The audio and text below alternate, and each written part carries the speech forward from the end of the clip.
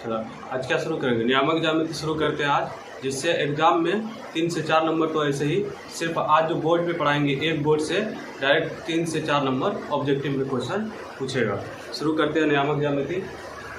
सबसे पहले हम लोग संख्या रेखा पढ़े हुए हैं, इसमें एक फिगर बनाएंगे संख्या रेखा का। ये हो गया, यहाँ पे ये 0 होता है, इधर बढ़ने पे प्लस में 1 2 3 4 5 6 7 इसी तरह बढ़ते रहेगा। इधर बढ़ने पे क्या होगा, माइनस में 1 2 3 4 5 6 और 7 इसी तरह बढ़ते रहेगा। और ऊपर जाने पे फिर क्या होगा, 1 प्लस में 2 3 4 5 6। फिर नीचे आने पे उसी तरह से -1 -2 -3 4 5 6। ठीक है, इसको बोलते हैं, ये जो हॉरिजॉन्टल है इसको बोलते हैं एक्स एक्सिस। ये अब इस पूरे संख्या रेखा में 4 भाग है, 1 2 3 4। इस एक भाग को बोलते हैं चतुर्थांश। तो 4 का एक अंश क्या होगा, 4 का एक अंश कहलाएगा चतुर्थांश। ये एक चतुर्थांश हुआ।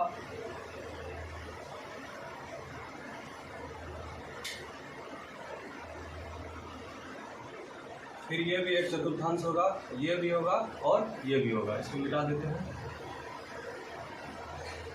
यहाँ से गिनती शुरू होता है, ये पहला है, फिर ये दूसरा है, ये तीसरा और ये चौथा है। तो इसको बोलेंगे प्रथम चतुर्थांश, इसको बोलेंगे द्वितीय चतुर्थांश,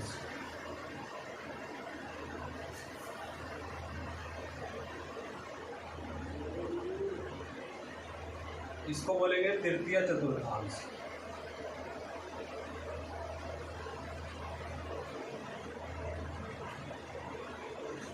और इसको बोलेंगे चतुर्थ चतुर्थांश।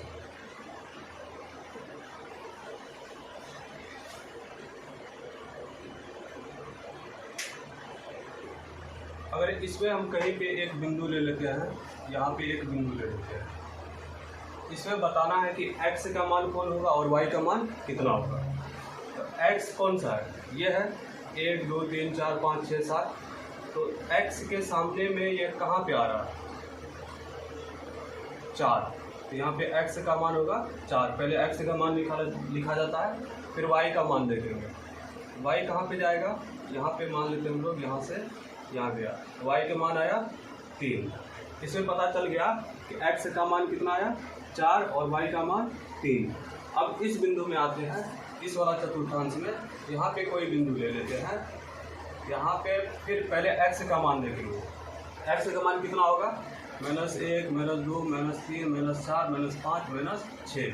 यहाँ 6 के सामने में आया, x का मान -6। फिर y का मान कितना होगा, यहाँ से लेंगे, इसके सामने में मिलाएंगे तो 2 हो जाएगा।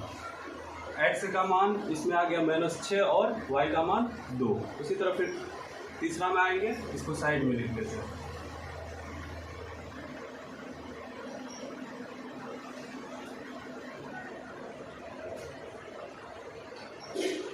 अब तीसरा में आएंगे, कहीं पे एक बिंदु ले लेते हैं, यहाँ पे ले लेते हैं।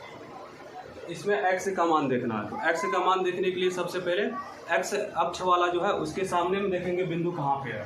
तो x अक्ष ये है, यहाँ से देखेंगे, यहाँ 5 के सामने में आता है। तो x का मान हो जाएगा -5। फिर अब y का मान देखना है। तो y का मान देखने के लिए फिर क्या करेंगे, y के सामने में देखेंगे कि y वाला जो अक्ष है उसके सामने वो बिंदु कहाँ पे जाता है।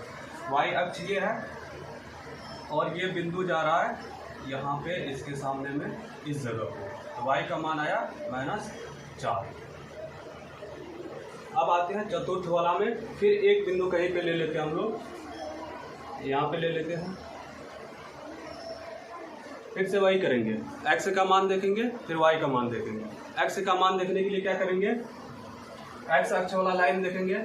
x अक्ष वाला लाइन यहाँ पे है, यह x का मान हो जाएगा 4। और y का मान हो जाएगा, यहाँ से देखेंगे ये -4 हो गया। हम लोग चारों चतुर्थांश में x और y का मान देख लिया। अब x y का मान देखने के बाद हम लोग इसका जो पहचान है, कौन धनात्मक होता है कौन ऋणात्मक होता है, वो देख लेंगे। इसमें प्रथम चतुर्थांश में देखते हैं कि 4 भी क्या है, प्लस में है और 3 भी माइनस में है। दोनों प्लस में है, 4 प्लस में और 3 भी प्लस में, दोनों प्लस में है। इसका पहचान हो जाएगा प्लस और प्लस। इसको समझने के लिए ऐसे समझ सकते हैं, यह x अक्ष वाला प्लस है, y अक्ष वाला प्लस है, इसलिए प्रथम चतुर्थांश का चिन्ह जो होगा वो क्या होगा, प्लस और प्लस। अब द्वितीय चतुर्थांश में क्या होगा, यहाँ देखते हैं कि x क्या है, माइनस है, -6, और y क्या है, प्लस में है। यहाँ देख सकते हैं हम लोग कि x वाला क्या माइनस में है और y वाला प्लस में है। इसके लिए पहचान जो आएगा माइनस और प्लस आएगा। प्रथम चतुर्थांश में प्लस और प्लस आया था, द्वितीय में माइनस और प्लस। अब उसी तरह तृतीय में देख लेते हैं। तो तृतीय में देख रहे हैं हम लोग 5 भी माइनस में था, 4 भी माइनस में था, इसलिए इसका पहचान हो जाएगा माइनस और माइनस। x का मान भी क्या है, सब माइनस है, y का मान भी सब माइनस है, इसलिए तृतीय चतुर्थांश का पहचान हो जाएगा माइनस और माइनस। अब उसी तरह चतुर्थ चतुर्थांश में देख लेंगे तो x अक्ष वाला का देख लेंगे क्या है, y अक्ष वाला का देख लेंगे क्या है। x अक्ष वाला जो है यहाँ पे देख रहे हैं प्लस में है, y अक्ष वाला माइनस में है। यहाँ निकाले भी थे, x का मान 4 आया था प्लस में और y का मान 4 आया था माइनस में, इसलिए चतुर्थ चतुर्थांश का हो जाएगा प्लस और माइनस। इससे सवाल पूछता है डायरेक्ट कि बताना है, बिंदु दे देता है, इसमें से कोई दे देगा 4 3 या -6 2, -5 4 या 4 4। इसमें यह सवाल पूछता है कि यह बिंदु किस चतुर्थांश में स्थित है। जैसे एक सवाल रहेगा यहाँ पे, बिंदु 6 - 2 किस चतुर्थांश में स्थित है। तो इसका उत्तर क्या होगा, इसका उत्तर देखने के लिए हम लोग पहले देखेंगे, ये पहला x वाला प्लस है और y वाला माइनस है। तो ये x वाला प्लस y वाला माइनस, ये चतुर्थ चतुर्थांश में है। इसका आंसर हो जाएगा चतुर्थ चतुर्थांश। अब हम लोग इतना देख लिए हैं कि कौन बिंदु किस चतुर्थांश में जाएगा, उसका पता हम लोग कर सकते हैं। उसका पता करने के लिए सिर्फ प्लस और माइनस देखना है। इसमें दोनों प्लस है तो देखना x प्लस y प्लस किस चतुर्थांश में, प्रथम में। इसमें क्या है, x माइनस y प्लस किस चतुर्थांश में है, द्वितीय में। तृतीय में क्या होगा, x वाला माइनस और y वाला भी माइनस, ये तृतीय में चल जाएगा। और x प्लस y माइनस ये किस में चल जाएगा, चतुर्थ में चल जाएगा। अब हम लोग देखते हैं कि भुज और कोटि क्या होता है। इसमें से x का मान जो होता है उसको कहते हैं भुज और y का मान जो होता है उसको कहते हैं कोटि। तो इसमें अगर बोलेगा कि भुज कौन होगा और कोटि कौन होगा, हम लोग सिंपल यहाँ पे अगर x और y लिख दें कोई भी बिंदु, x के मान को कहते हैं भुज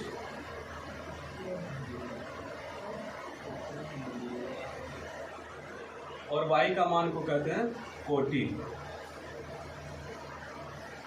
x का मान को क्या बोलेंगे, भुज, और y का मान का कोटि।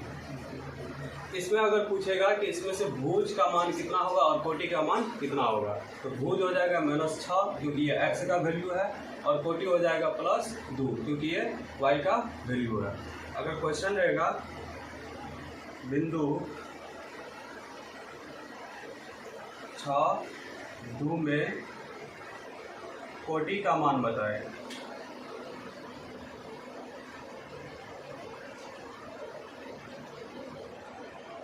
इसका आंसर क्या होगा। हम लोग देख रहे हैं बिंदु क्या, 6 और 2, ये पहले वाला x होता है और दूसरा वाला y होता है। अभी हम लोग क्या देखें, x का मान भुज होता है और y का मान कोटि होता है। यहाँ पे कोटि पूछा है, इसका मतलब y का मान बताना है, इसका आंसर हो जाएगा 2। इसका आंसर क्या हो जाएगा, 2।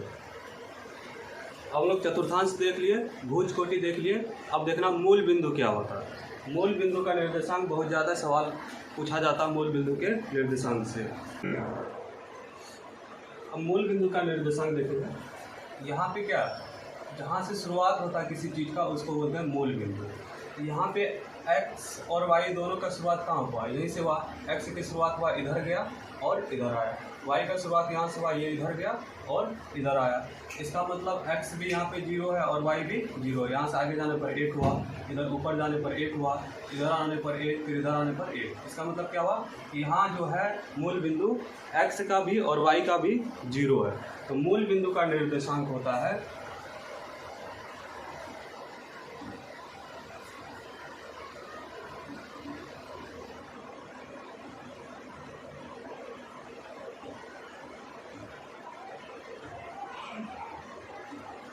0 और 0। इसको एकदम याद ही रखना। कई बार डायरेक्ट एग्जाम में सवाल पूछा गया कि मूल बिंदु का निर्देशांक कितना होता है, इसका होगा 0 और 0।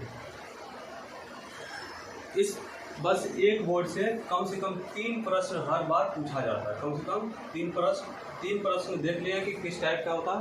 पहला चतुर्थांश के बारे में पूछता है कि कौन सा बिंदु किस चतुर्थांश में, हम लोग देख लेंगे, बता देंगे आप कि किस चतुर्थांश में कौन सा बिंदु है। दूसरा पूछता है भुज और कोटि के बारे में कि किसी बिंदु में भुज का मान कौन होगा और कोटि का मान कौन होगा। भुज होगा x वाला और कोटि होगा y वाला।